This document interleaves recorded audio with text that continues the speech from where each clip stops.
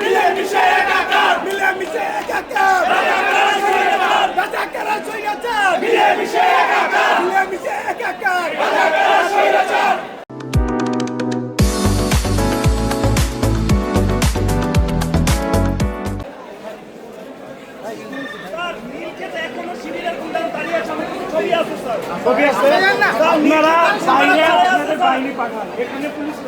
ওরা কি স্যার আমাদের ভয় দেখানোর চেষ্টা করছে? ছাত্রলীগের মুহূর্তে চলে আসছে ঢাকা বিশ্ববিদ্যালয়ের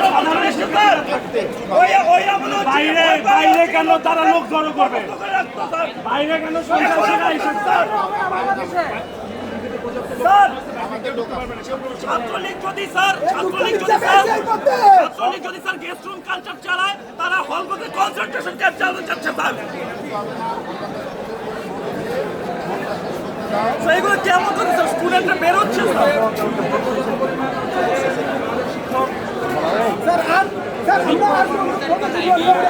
আমরা কিন্তু এখানে মূলত কি হয়েছে রাফি ভাই একটু ভাই এখানে ভাই প্লিজ বাকি যারা ভোটার আছে আসুক। ইরফান ভাই এখানে বলেন তো মিডিয়াতে আমরা মিডিয়াতে দেখতে পাচ্ছি, আপনাদের মিডিয়ার মাধ্যমেই দেখতে পাচ্ছি বিভিন্ন জায়গায় ভোট চুরির অভিযোগ এসেছে। এটা আমরা মিডিয়াতেই দেখতে পাচ্ছি, দেশের স্বনামধন্য মিডিয়াগুলোতে এসেছে। এবং আপনারা এখানে যারা আছেন নীলক্ষেত মোড়ে যারা অবস্থান করছে, এরা কারা, তাদের পরিচয় বের করুন। ঢাবির শিক্ষার্থীদের নিরাপত্তা দিতে যদি প্রশাসন ব্যর্থ হয়, তাহলে দায়ভার প্রশাসনকে নিতে হবে।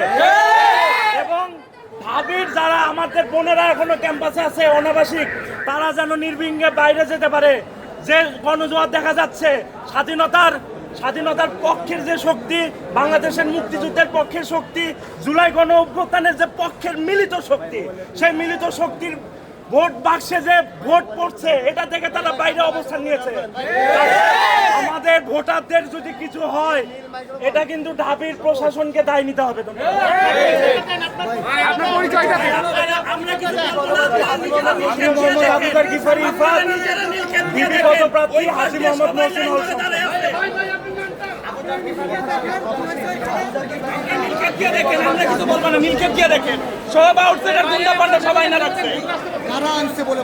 আপনারা নিজেরা গিয়ে দেখেন, আমরা বলবো না, আপনারাও চিনেন, আপনারাও চিনেন।